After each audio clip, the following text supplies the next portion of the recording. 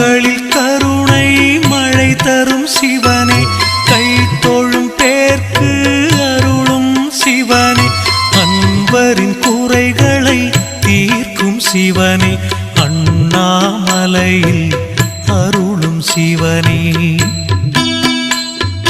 ஞானியர் யாவரும் போற்றும் சிவனே, நல்வழி காட்டும் எங்களின் சிவனே.